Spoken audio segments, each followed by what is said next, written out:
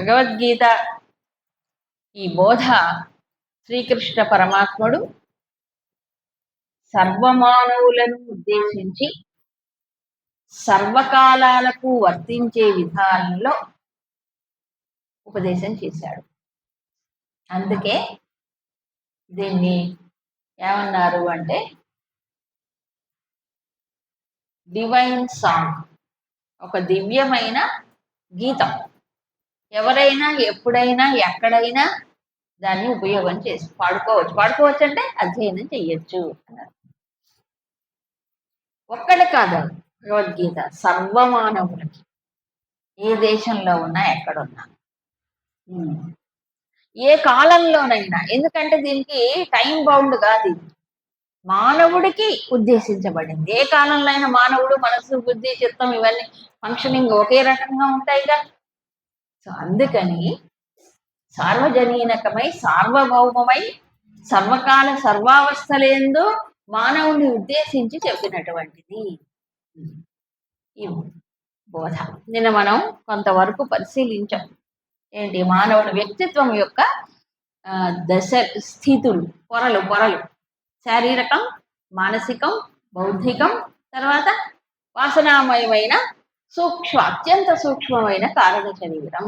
స్థూల సూక్ష్మ కారణములనే 3 ఉపాధులు ఉన్నాయి. దీన్నే పంచకోశములు అని వేదాంతంలో చెప్తారు. అవునా? ఇది కాంప్లెక్స్ పర్సనాలిటీ. వీటన్నిటినీ నడిపించేటువంటిది పరమాత్మ. సో పరమాత్మ ఉన్నాడా లేడా? ఆయన లేకపోతే మనం లేవు. అవునా? ఆయన ఎప్పుడూ మనలోనే ఉన్నాడు కదా, మనం నడిపిస్తూనే ఉన్నాడు. మనకు ఆ సంగతి తెలియదు. అది తెలుసుకున్నవాడికి జ్ఞానం, తెలుసుకున్నవాడికి ఆనందం వస్తుంది, జ్ఞానం. అది తెలపటమే భగవద్గీత యొక్క ఉద్దేశ్యం. అందుకే మొదటి అధ్యాయములో అర్జునుడు ఏం చేశాడు? మొదటి అధ్యాయం అని మనం పేర్లు పెట్టుకున్నాం తర్వాత, కానీ ఇది మహాభారతంలో భీష్మ పర్వంలో యుద్ధానికి ముందు జరిగినటువంటి ఓ సంఘటన. ఏది? అర్జునుడు విషాదంలో పడిపోవడం. విచిత్రం ఏంటంటే ఈ విషాదము చాలా మందికి వచ్చింది మహాభారతం. మానవులందరికీ వస్తుంది ఒక్కొక్కటికో దశలో.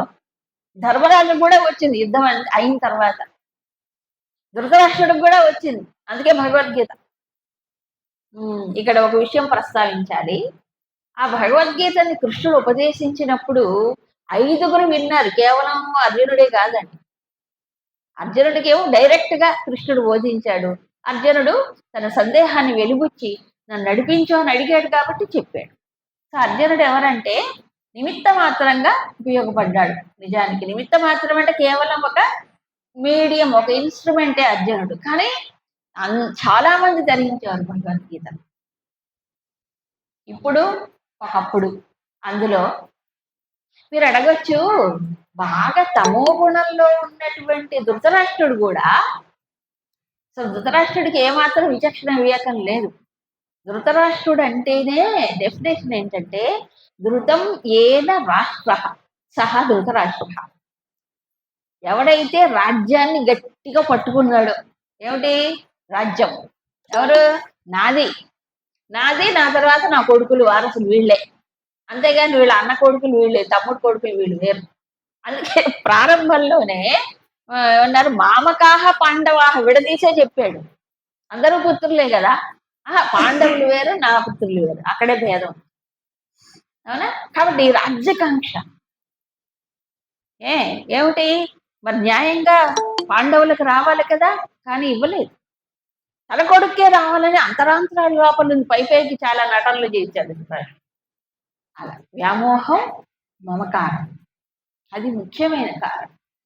దాంతో అతను పుట్టుకతో అంధుడవటమే కాకుండా అతని బుద్ధి కూడా ఏమిటి? గుడ్డిది అయిపోయింది. బుద్ధి గుడ్డిది అది ధృతరాష్ట్రుడు. కాబట్టి ఎవరి బుద్ధి అయితే గుడ్డిదై వివేకము లేక, విచక్షణ లేక, న్యాయ ధర్మాధర్ములు విచక్షణ లేక ప్రవర్తిస్తుందో ఆ బుద్ధి కలిగిన వాళ్ళందరూ ధృతరాష్ట్రులే. అప్పుడు ఆయన ఒక్కడే అనుకోకూడదండి, అలాంటి బుద్ధి కలిగిన వాళ్ళు ధృతరాష్ట్రుడు. మరి బుద్ధే గుడ్డిది అయిపోతే మరి మనస్సు ఏమవుతుంది చెప్పండి? దాన్ని అనుసరించి పోదు. అందుకే అక్కడ కథలో గాంధారికి గుడ్డితనం లేకపోయినా నా భర్త గుడ్డివాడు, ఆయన చూడని ప్రపంచం నాకెందుకని కళ్ళకి గంతలు కట్టుకొని గుడ్డిదానిలాగా ఉందాడు. అంటే దీని అర్థం ఏంటి? బుద్ధి గుడ్డిదైనప్పుడు మనస్సు కూడా గుడ్డిదైపోతుంది కదా, అయిపోతుంది అని అర్థం. బాహ్యార్థం కాదు, అంతరార్థంగా చూసి. అంతే. ఈ ఇంద్రియాలు ఏం చేస్తాయి? అవే వీళ్ళందరూ గుణ ప్రవృత్తులు, కౌరవులు. తర్వాత వాళ్ళిద్దరికి పుట్టిన వాళ్ళందరూ ఎవరండి? ఎవరు?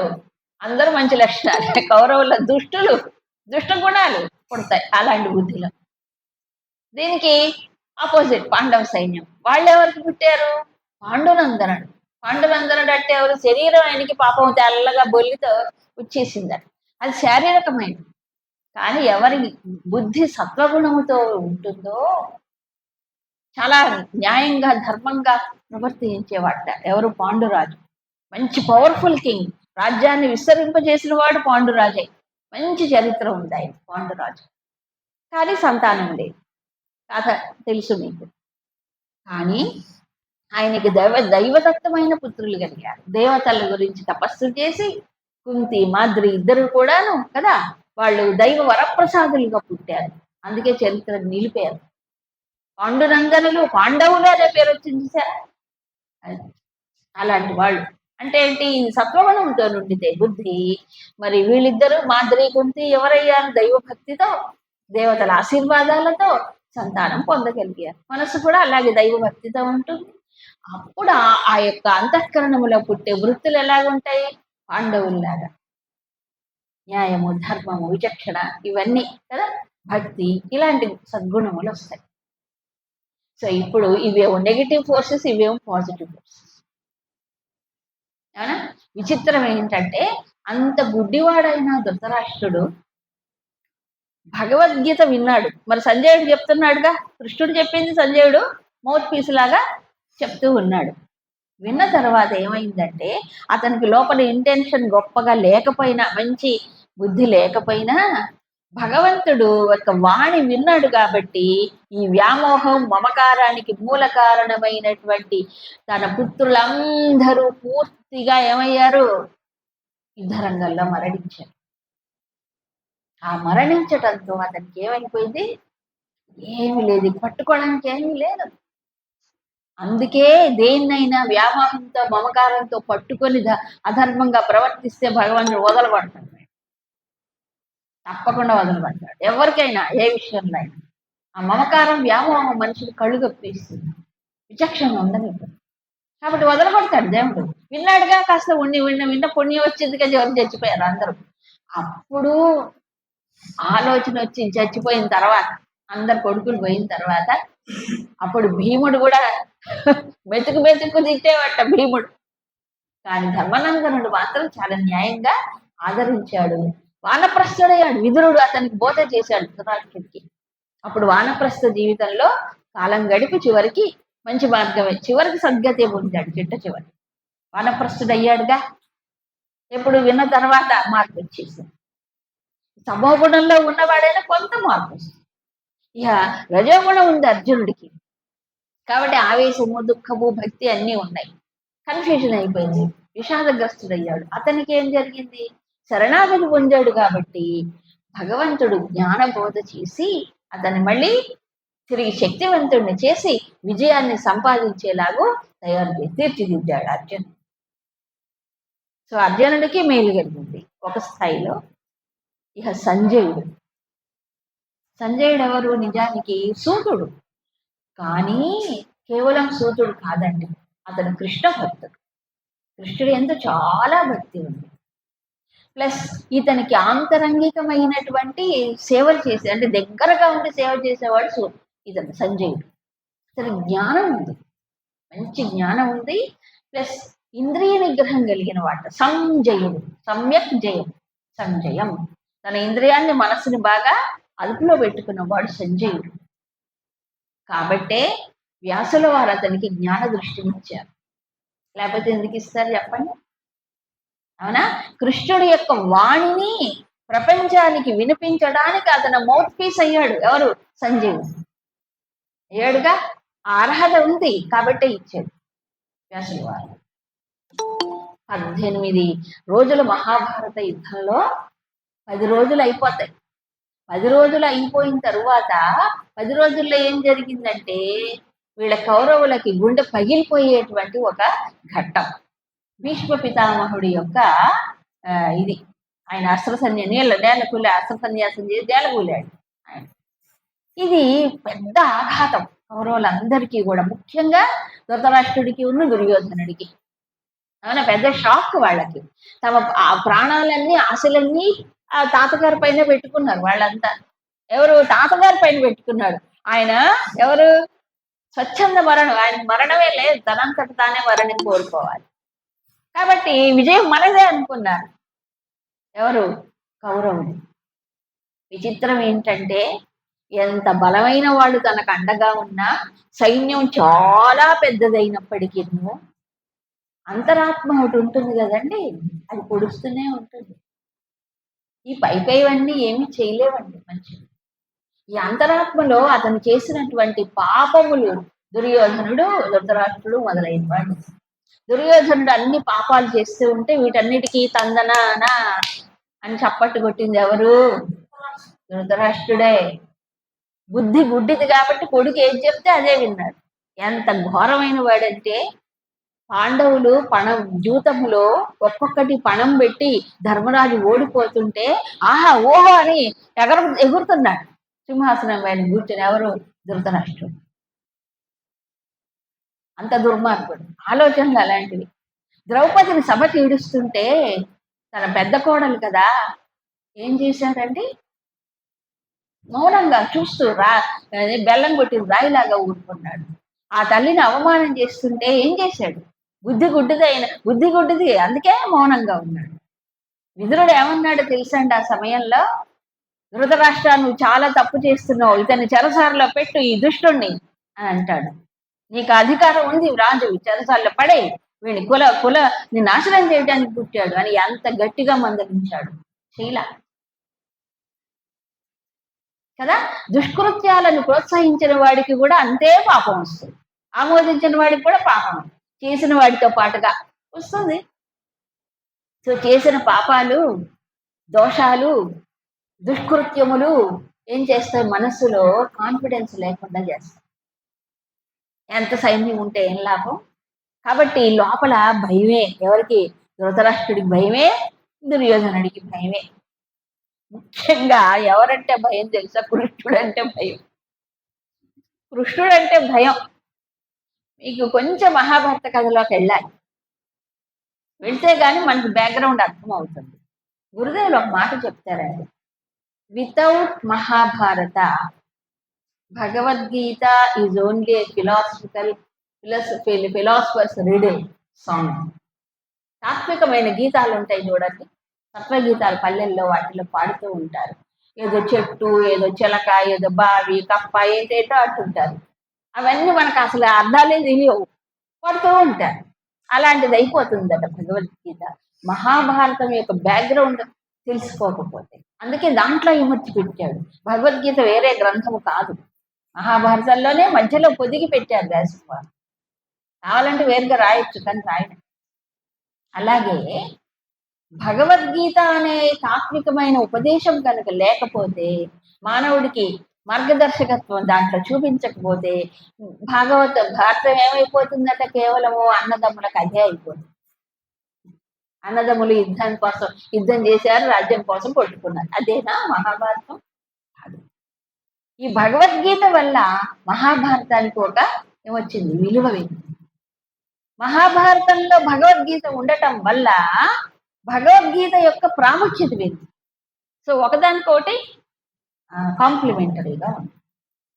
అందుకు తెలుసుకోవాలి దీని వెనక ఏమిటి, ఈ పాత్రల వెనక ఉండేటువంటి విశిష్టత, లేకపోతే దుష్టత, రెండు. అందుకని ధృతరాష్ట్రుడు అట్లాంటి వాడు. పాపకృత్యాలను ప్రోత్సహించాడు. ధర్మంగా నడుచుకుండే ధర్మపుత్రులైన వాళ్ళందరూ ఏం చేశాడు? వాళ్ళని నానా కష్టాలు పెడుతూ ఉంటే చూస్తూ ఉన్నాడు. ఒక్కసారి కూడా సపోర్ట్ చేయలేదు, పైపై నటనలే తప్ప. అవునా? అలాంటి వాడు ధృతరాష్ట్రుడు. కాబట్టి లోపల ఏమైపోయింది? ఎప్పుడైతే భీష్మాచార్యులు నేల కూలేరో అప్పుడు వచ్చింది ఆలోచన, ఏదో తీరని అన్యాయం జరిగిపోయింది నా కొడుకులకు అనుకున్నాడు. లేకపోతే ఆయన నేల కూలడు. ఇది పాండవులు ఏదో పన్నాంగం మన్నేరు అనుకున్నాడు, కృష్ణుడు ఏదో మాయ చేశాడు అనుకున్నాడు. ఈ ధృతరాష్ట్రుడు ఎలాంటి వాడంటే అసలు నీచులకి నీచ బుద్ధే, మహాత్ములను చూసినా నీచంగానే ఆలోచిస్తారు వాడు. కృష్ణుడు లాంటి వాడిని లంచం ఇచ్చి తన వైపు తిప్పుకోవాలనుకున్నాడు. అవును, కృష్ణుడు వస్తూ ఉన్నాడు మా హస్తినాపురం. వస్తూ ఉంటే గొప్ప సన్మానాలు, స్వాగత సత్కారాలు గొప్ప వైభవంగా ఏర్పాటు చేశాడు. అంటే కృష్ణుడు తబ్బిబ్బైపోతాడేమో అని చెప్పేసి, తన వైపు మళ్ళుతాడేమో అని చెప్పేసి. అంతేగా ధర్మరాజుని పిలిచి, ఇదిగో గొప్ప గొప్ప మన దగ్గర ఉన్న మేలి రత్నాలు, మేలు ఇంకా ఉంటాయి కదా ఆభరణములు, అవన్నీ కృష్ణుడి కానుకగా ఇవ్వు. ఎందుకు? మన వైపు మళ్ళుతాడు. క్లియర్గా చెప్పాడు మహాభారతంలో. లంచం ఇస్తే కృష్ణుడు లంచానికి లొంగాడండి. మరి అతను అలాగే దృష్టి అలాగే ఉంది. శల్యుణ్ణి అట్లా మోసంతో వశపరుచుకున్నాడా? శల్యుణ్ణి అలా ఎంతమందిలో తిప్పుకున్నాడు. సరే, దుర్యోధనుడు అయితే కృష్ణుడిని డైరెక్ట్ గా సైన్యాన్ని అడిగాడు. ఏమయ్యాయి వీళ్ళ ప్రయత్నాలన్నీ చెప్పండి? అన్ని ఫెయిల్ అయిపోయాయి. అందుకు ఎంత బలం ఉన్నా, ఎంత నేను పిలిస్తే 1,000 మంది పలుకుతారనే మనుషులున్నా అవేమి పనికిరావు, ఉపయోగపడవు. తాను ఆచరించిన ధర్మమే తన్ని రక్షిస్తుంది అని మహాభారతములో నిరూపణ చేయబడింది పాండవుల ద్వారా, ద్రౌపది ద్వారా, రామాయణములో రాముడు లక్ష్మణుడు ద్వారా. అవునా? సో యతో ధర్మ తతో జయ. ఎక్కడ ధర్మం ఉంటే అక్కడ జయం ఉంటుంది అని నిరూపణ చేసింది ఎవరి ద్వారా నిరూపణ చేయబడింది? ఇగో పాండవుల ద్వారా. ఏమో కాదండి, కృష్ణుడు ఉన్నాడు కాబట్టి పాండవులు గెలిచారు. కృష్ణుడు ఎందుకు వాళ్ళ పక్షంలో ఉన్నాడు? వాళ్ళు ధర్మం ఆచరణ చేసిన ధర్మాన్ని సపోర్ట్ చేయాలి, బలాన్ని ఇవ్వాలి ధర్మం వాళ్ళకి. అది భగవంతుడి యొక్క వ్రతం అది. ధర్మాన్ని ఆచరించేవాడిని నేను రక్షిస్తానని చెప్పాడుగా. శరణాగతి పొందిన వాడిని రక్షిస్తానన్నాడుగా. ధర్మబుద్ధి లేనివాడు శరణాగతి కూడా పొందడు, భగవంతుడి వైపు తిరగడు. అవునా కాదా? ఇప్పుడు ఈ ధృతరాష్ట్రుడు ఇలా కాబట్టి తీరని అన్యాయం చేశారు పంచపాండవులకి వీళ్ళకి. కాబట్టి లోపల సందేహం, అనుమానం, నా పుత్రులకి ఏమైపోయిందో, వీళ్ళు గెలుస్తారో గెలవరో. ఎందుకంటే ఆ కురుసభకి వచ్చిన ప్రతి మహాత్ముడు, నారదుడి దగ్గర నుంచి, వ్యాసుడి దగ్గర నుంచి, విదురుడు, భీష్ముడు, అందరూ సమయం సందర్భం వచ్చినప్పుడల్లా గంట కొట్టి కొండ బద్దలు కొట్టి పాండవులే గెలుస్తారు అని చెప్పారు. నీ కొడుకు ఎటువంటి పరిస్థితుల్లో యుద్ధంలో గెలవరు అని కూడా చెప్పారు. కృష్ణుడు నరుడు, ఈ నారాయణుడు, ఈ నరనారాయణులు వచ్చారని కూడా చెప్పారు. ఎంత చెప్పినా వారి చెవికి ఎక్కలేదండి. డ్రిల్లింగ్ చేసి ఎందుకంటే బుద్ధి బండ అయినప్పుడు ఏమో దాంట్లో నీళ్ళు వస్తాయా? డ్రిల్లింగ్ చేసారా? అది సంగతి. రాలే, వినలేదు, ఎక్కలేదు. ఇది ధృతరాష్ట్రుడి యొక్క బుద్ధి. అవునా? అలాంటి వాడు కూడా ఏమయ్యాడు? భగవద్గీత విన్న తర్వాత ఎప్పుడో ఒకప్పుడు దాని ఎఫెక్ట్ ఉంది, వానప్రస్థుడు అయిపోయాడు. చివరికి ఏదో కాస్త తపస్సు కూడా చేశాడు చివరికి, విదురుడు లేకపోతాడు. ఇహ సంజయుడు మూడవ వాడు. చెప్పానుగా, సంజయుడు భక్తుడు, ధర్మపరుడు, ధర్మచింతన కలిగిన వాడు. కానీ ఉద్యోగ ధర్మం ప్రకారం ఈయన చెప్పింది చెయ్యాలి. అందుకని రాయబారిగా వెళ్ళారు. పాండవులు ఉపప్లావ్యంలో ఉన్నప్పుడు రాయబారిగా వెళ్ళాడు సంజయుడు. రాయబారం చేశాడు. చేసిన తర్వాత పాండవుల యొక్క సమాధానం, ధర్మరాజు ఎలాంటి వాడంటే మెత్తటి వాడే గాని గట్టివాడు. మెత్తగానే ఉంటాడు కానీ గట్టివాడే. అందుకే ఆయన్ని ఏమన్నారు? ఆయన పేరేమిటి? ధర్మరాజు పేరు అంటే యుధిష్ఠిరుడు. యుధిష్ఠిరుడు అని అర్థం. కాబట్టి యుద్ధ రంగంలో కాదు, ఈ బాహ్యమైనటువంటి మానసికమైనటువంటి కురుక్షేత్రంలో ఆయన యుధిష్ఠిరుడే. ధర్మం ఎడల యుధిష్ఠిరుడు ఆయన, ధర్మాచరణలో స్థిరమైన బుద్ధి కలిగిన వాడు. ఒక్కసారి కూడా ఎక్కడ కాంప్రమైజ్ అవ్వలేదు, ఆయన రాజీ పడలేదు. అందుకే యుధిష్ఠిరుడు అలాంటి వాడు. కాబట్టి యుధిష్ఠిరుడు గట్టిగా సమాధానం చెప్పాడు సంజయుడికి, అంటే ధృతరాష్ట్రుడికి. సరే, సంజయుడు రాయబారం నుంచి తిరిగి వచ్చి హస్తినాపురం వచ్చి, ఈయన ధృతరాష్ట్రుడిని ఎంత చీవాట్లు పెడతాడంటే, ఆయన రాజని ఏం భయపడలేదు, గట్టిగా ఉన్నమాట చెప్పగలిగిన ధైర్యం ఉంది సంజయుడికి. చెప్పాడు, పాండవులు ఈ రకంగా ఉన్నారు, వాళ్ళ యొక్క నిష్ఠ వాళ్ళని రక్షిస్తుంది, ఇప్పటికైనా బుద్ధి తెచ్చుకో. కానీ గడ్డి పెట్టాడు నోట్లో, వాళ్ళని పిలిచి మర్యాదగా వాళ్ళకి రాజ్యం ఇవ్వు అని చెప్పాడు. సో అలాంటి వాడు సంజయుడు. ధర్మచింతన, భగవద్భక్తి, నిగ్రహము ఇలాంటి కలిగిన వాడు. కాబట్టే సంజయుడిని వ్యాసుల వారు ఏం చేస్తున్నారు, తన వాణిని ఆయన ద్వారా వినిపించాడు లోకానికి. ధృతరాష్ట్రుడు విన్నాడు, మరి లోకానికి సంజయుడి ద్వారానే విని. కాబట్టి మధ్య మధ్యలో సంజయ్ ఉవాచ అనిస్తూ ఉంటుంది. అవునా? సో ఈయన ఒకడు. ఇహ నాలుగో ఆయన ఉన్నాడు. ఎవరైనా? హనుమంతుల వారు. హనుమంతుడు ఎట్లా విన్నాడు? ఆయన అక్కడే ఉన్నాడు, కపిధ్వజుడు కదా అర్జునుడు, ధ్వజం పైన ఆంజనేయ స్వామి ఉన్నాడు. ఆంజనేయ స్వామి విన్నాడు. ఆంజనేయ స్వామి గురించి నేను చెప్పాలా మీకు? రామోపాసన చేసి చేసి చేసి కదా రామనామంలో ఆయన రమించినటువంటి వాడు. అలాంటి ఆంజనేయుడు కూడా మరి ఆ రాముడే ఈ కృష్ణుడు కదా. సో భగవద్గీత విన్న తర్వాతట ఆయనకి మరి అప్పుడు దాకా సగుణంలో ఉండి ఇది చేసిన వాడు నిరాకారంలో లీనం అయిపోయాడు ఆంజనేయ స్వామి కదా. సో ఈ ప్రకారంగా భగవద్గీత ఎవరెవరు విన్నారు? ధృతరాష్ట్రుడు విన్నాడు, అర్జునుడు విన్నాడు, సంజయుడు విన్నాడు, తర్వాత ఆంజనేయ స్వామి విన్నాడు. ఇప్పుడు మనమే వింటున్నాం. ఒక్కొక్కళ్ళకు ఒక్కొక్క రకమైనటువంటి ప్రయోజనం కలిగి, అంటే దేన్ని బట్టి వాళ్ళ యొక్క పరిపక్వతని బట్టి కలిగి, వాళ్ళ స్థాయిని బట్టి వాళ్ళు ప్రయోజనం పొందగలిగారు. అంతే, సందేశం ఒకటే అందరికీ. ఇది స్టార్టింగ్ పాయింట్ భగవద్గీత. ఇకపోతే అసలు 18 రోజుల్లో 10 రోజులు అయిన తర్వాత ఎప్పుడైతే భీష్ముల వారు అంపశయ్య పైన పడుకున్నారో, నేల కూలారో, అప్పటిదాకా యుద్ధరంగంలో ఏదో ఒక మూలుండి సంజయుడు చూశాడు, విన్నాడు, ఏది కృష్ణుడు చెప్పేదాన్ని అంత. ఎప్పుడైతే నేల కూలాడో హస్తినాపురం వచ్చేసి ఈ వార్తని వినిపించాడు. ఎవరికి? ధృతరాష్ట్రుడికి. విన్న తర్వాత ప్రశ్న మొదలైంది. అప్పటిదాకా ప్రశ్న లేదు, అప్పటిదాకా ఏమి అడగలేదు, ఈయనేమి చెప్పలేదు కూడా. చెప్పాడు ఏం జరిగింది యుద్ధరంగంలో అంటే జరిగింది చెప్పాడు. ఇలా నేల కూలాడు. ఎవరు నేల కూలారు? మెయిన్గా భీష్ముడు వారు. అందుకని ఆయన మరి అడిగిన ప్రశ్నకి సమాధానంగా ఇదంతా వస్తుంది భగవద్గీత. సో మొట్టమొదటిగా మనకు కనిపించేవాడు గుడ్డివాడే పుస్తకం తెరవగానే. ఎవరు? ధృతరాష్ట్రుడు ప్రశ్నే. ఆ ప్రశ్న కూడా ఎందుకు వచ్చింది? ఏం ప్రశ్న వేశాడు? ఆ ప్రశ్నలోనే మనకు అర్థమైపోద్ది అతనికి దృష్టి ఎలాంటిదో.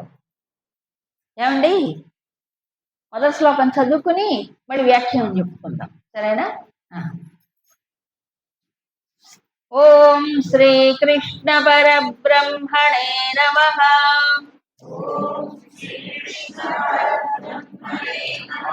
శ్రీమద్భగవద్గీత అథ ప్రథమోऽధ్యాయః. అర్జున విషాదయోగః. ధృతరాష్ట్ర ఉవాచ ధర్మక్షేత్రే కురుక్షేత్రే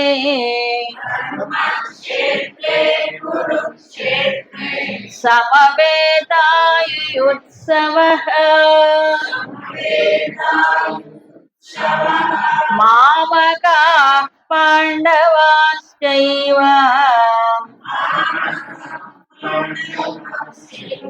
కిమకుర్వత సంజయ. ధృతరాష్ట్ర ఉవాచ. ధృతరాష్ట్రుడు ఇలా అన్నాడు, ధర్మక్షేత్రే కురుక్షేత్రే, కురుక్షేత్రానికి మరో పేరు ధర్మక్షేత్రం అని చెప్పారు. శాస్త్రంలోనే ఉంది. ఎందుకు అనంటే అక్కడ యుద్ధము ధార్మికమైనటువంటి ఓ పద్ధతిలో జరిగింది. అంటే యుద్ధానికి ముందే రెండు పక్షాల వాళ్ళు కూర్చొని, పెద్దలందరూ కూర్చున్న తర్వాత యుద్ధము ఎలా నడవాలి, ఏ పద్ధతిలో చెయ్యాలి అని అందరూ ఒక అభిప్రాయానికి వచ్చి యుద్ధం ప్రారంభించారు.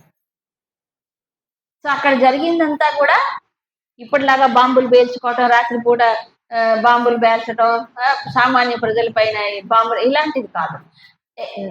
అందరూ ముఖాముఖ వాళ్ళు పోటీ పడతారు, యుద్ధం చేస్తారు. కాబట్టి యుద్ధానికి ఒక నీతి అనేది ఉంది, యుద్ధ నీతి అంటారు. అవునా? సో ఉన్నప్పుడు దాని ప్రకారం జరిగింది. అయితే కొన్ని ఘట్టాలలో, కొన్ని సందర్భాలలో మనకి అధర్మం కనిపిస్తుంది కళ్ళకు కట్టినట్టుగా. ఎవరు చేశారు అదంతా? ఇగో సోదరులు 100 మంది ఉన్నారు కదా, ఆ పక్షంలో ముఖ్యంగా అభిమన్యుడిని చంపటం ఎంత ఘోరంగా చంపేశారు. అభిమన్యు ఒక్క కుర్రవాడు, 16 ఏళ్ళ కుర్రవాడిని 8 మందో 6 మహాయోధులు చుట్టుముట్టి అతన్ని చంపేశారు ఘోరంగా. అలాంటివి కొన్ని ఉన్నాయి. సరే, కొన్ని ధర్మ సందేహాలు కూడా కలుగుతాయి మహాభారత యుద్ధం గురించి చాలా మందికి. ముఖ్యంగా కృష్ణుడు ఇవన్నీ ఇప్పుడు డిస్కషన్ చేయడానికి వీల్లేదు భగవద్గీతలో, కానీ వాటన్నిటికీ సమాధానాలు మహాభారతం చదివితే చక్కగా అర్థమవుతాయి మనకి. అవన్నీ తర్వాత. సో ఈ ధర్మ యుద్ధము జరిగినటువంటి క్షేత్రం. రెండవది ధర్మము గెలిచిన క్షేత్రం. ఈ క్షేత్రంలోనే అధర్మము ఓడించబడింది, ధర్మము గెలువబడింది. అవునా కదా? కాబట్టి ధర్మక్షేత్రం. అది ఆ క్షేత్రం పేరు కురుక్షేత్రం. అందరూ అక్కడ చేసారు యుద్ధం. ఏమైంది? యూత్సవ సమవేత. అందరూ ఎందుకు కలుసుకున్నారు అక్కడ? యుద్ధం చేయడానికి అందరూ ఒక చోటికి వచ్చారు, అంతే కదా. అంతేగాని రాజధాని నగరాల్లో ఎవడు యుద్ధం చేయడు. యుద్ధం చేయాలంటే దానికి ఒక వార్ ఫీల్డ్ ఒకటి ఉంటుంది. అవునా కాదా? పట్టణాల్లో, నగరాల్లో యుద్ధాలు చేయకూడదు. అది కూడా ఒక నీతే, నిజమే. సరే, వచ్చారు అందరు. వచ్చినటువంటి వాళ్ళలో ఎవరున్నారు? 2 పక్షాలు. సో ధృతరాష్ట్రుడు ఏమంటున్నాడు? మామకాహ పాండవాహ. వేలు పెట్టి ఇలా పాండవాహ మామకాహ చెప్పడంలోనే ఉంది. నా వాళ్ళు పాండవులు అంటే పాండవులు వేరు చేసి చూశాడు. మన పుత్రులు గారా, తమ్ముడు కొడుకులేదు, కొడుకులు గారా. సో అప్పటి నుంచే భేద బుద్ధి ఉంది. అప్పటి నుంచి కాదండి, పాప పాండవులు చిన్నప్పటి నుంచి కష్టాలు పడుతూనే ఉన్నారు ఈ కౌరవుల ద్వారా, ధృతరాష్ట్రుడి ద్వారా. అప్పటి నుంచి కష్టాలు, అప్పటి నుంచి భేద బుద్ధి.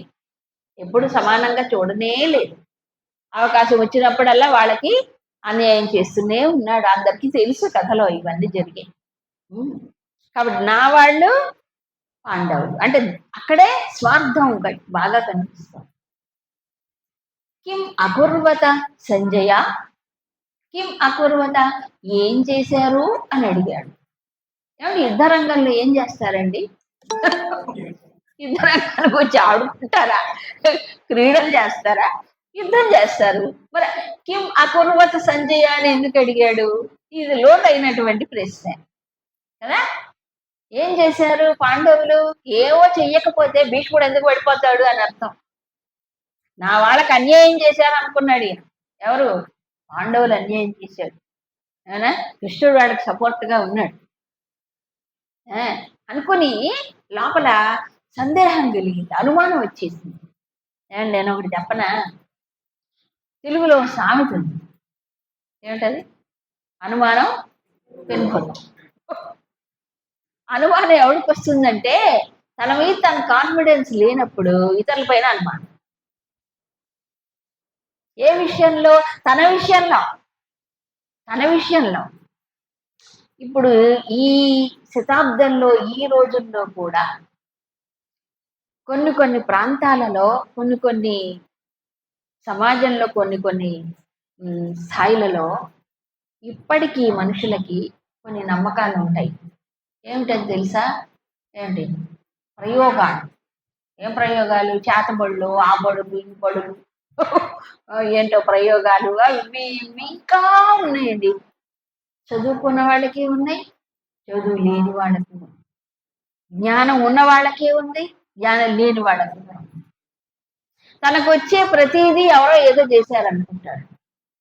ఇప్పుడు ఎంత నవ్వు వస్తుందంటే, ఏమైనా శరీరానికి జబ్బులు రావా? వస్తాయి కదా, వస్తాయి. మరి మనసుకు బాధలు కలగవా? జీవితంలో దుఃఖాలు రావా? నష్టాలు కష్టాలు రావా? ప్రతిదానికి ఇంకొకడు కారణం, వాళ్ళేదో చేశారు, వీళ్ళేదో చేశారు, అన్నిటికీ కారణం బయట చూసి వాళ్ళ మీద నెట్టి వీళ్ళ మీద నెట్టి బయట ఏదో సరి చేయాలనుకుంటారు. అది ఎంత అజ్ఞానం. వివేకానంద స్వామి ఒక మాట చెప్తారండి. తన బాధలు, తన కష్టాలు, తన వైఫల్యాలు, ఏదైనా సరే తనకు వచ్చినటువంటి ప్రతిదానికి తానే బాధ్యుడు అని ఎవరైతే ఆ బాధ్యతను తన భుజస్కంధాల పైన వేసుకొని వాటిని ఎదుర్కొంటాడో వాడే ఎవరు? వీరుడు. మిగతా వాళ్ళు వీరుడు. వాళ్ళ మీద వీళ్ళ మీద నెట్టేసి ఎప్పుడు ఏడ్చుకుంటే కూర్చుంటాడు. ఈ ఏడుపులు పోవు ఇంకా. ఎందుకు? ఎప్పుడు ఇంకోటి కారణం అనుకుంటాడు. ఇంకోటి కారణం అనుకున్నప్పుడు రెండు వస్తాయి. ఒకటి ఏడవైనా ఏడుస్తాడు, లేదా ప్రతీకారం అయినా తీసుకుంటాడు. బలం కలిగిన వాడు ప్రతీకారం తీర్చుకుంటాడు, బలం లేని వాడు ఏడ్చుకుంటాడు. ఎవరో కారణం అనుకుంటే ఎలా? తన కర్మలు కొన్ని ఉంటాయి కదా, తాను అనుభవించవలసిన కర్మలు, పాపపుణ్యాలు ఉంటాయి కదా, దానివల్లే రోగాలు వస్తాయి, దానివల్లే మానసికమైన వైకల్యాలు వస్తాయి, దానివల్లే అన్ని జరుగుతుంటాయి, తన నష్టాలు కష్టాలు అన్ని. ఇంకెవరో కారణం అనుకుంటే ఎలాగో కాదు కదా. అది కాబట్టి ఇప్పుడు ధృతరాష్ట్రుడికి ఏమైంది? ఎవరో ఏదో చేశారు. తాను చేసిన పాపాలు గుర్తురాలే, అప్పుడు పాపం ధర్మం గుర్తురాలే, తను చేసిన అన్యాయాలు గుర్తురాలి. ఇప్పుడు తమకు అన్యాయం జరిగిపోయింది అనుకో. ఏం జరిగింది సంజయ అని అడిగాడు కదా. అది ఆయన కలిగిన సందేహం. సరే, మరి చెప్పాలి కదా. సంజయుడు కేవలం మౌత్ పీసే. అంటే ఏంటి? ఉన్నది ఉన్నట్టుగా చెప్పాలి, అక్కడ జరిగింది చెప్పాలి. అయితే చెప్పేటప్పుడు తన తన మానసికమైన భావాన్ని, తనకు ఉండేటువంటి ఒక అభిప్రాయాన్ని కూడా దాంట్లో చూపించి చెప్తాడు సంజయుడు. ఉన్నది ఉన్నట్టు చెప్పినా దానికి కొంచెం ఒక ఒక ఏమంటారు, ఒక స్ట్రోక్ ఇచ్చి చెప్తాడు. ఎక్స్ట్రా స్ట్రోక్ అంటారు దాన్ని, కలిపి చెప్తాడు సంజయుడు. అంటే మరి ధృతరాష్ట్రుడికి చెప్పాల్సిన పద్ధతిలో చెప్పాలి. ధృతరాష్ట్రుడికి మెత్తగా మంచిగా చెప్తే ఎక్కదు బుద్ధి. అందుకని ఏం చేయాలి? కాస్త ఓ చొరక ఎక్కాలి, వెయ్యాలి, సూది గుచ్చినట్టు కూర్చాలి, అంతే. మరి మందబుద్ధి కదా అది. సరే, మొత్తానికి ఓపెనింగ్ సీన్ కురుక్షేత్ర సంగ్రామంలో ఏం జరిగిందో 10 రోజుల తర్వాత జరిగిన దాన్ని సంజయుడు చూపిస్తున్నాడు. ఎవరికి? ధృతరాష్ట్రుడికి ఆ పిక్చర్ అంతా. సో సంజయుడు ఎవరు? ఇప్పుడు ఎక్కడున్నాడు సంజయుడు? ధృతరాష్ట్రుడి దగ్గర హస్తినాపురంలో అంతఃపురంలో పక్కన కూర్చొని ఉన్నాడు. అవునా? జరిగిన దాన్ని చెప్తున్నాడు. తర్వాత జరిగిన దాన్ని కూడా ఏమిటంటారు? ప్రత్యక్ష ప్రసారం అంటారు చూడండి, లైవ్. ఇప్పుడు మీరందరూ కూడా లైవ్ లైవ్, అవునా? ప్రత్యక్ష ప్రసారం. అలాగా సంజయుడు ప్రత్యక్షంగా జరిగింది చూశాడు, విన్నాడు. కాబట్టి అతనికంటే మించిన శ్రేష్ఠుడు ఎవరు లేరు. జరిగిన దాన్ని జరిగినట్టుగా చెప్పగలిగిన వాడు. అందుకే సంజయుడిని ఆయనకి ఆ దృష్టి ఇచ్చాడు వ్యాసుడు. అందుకని చెప్తున్నాడు కదా.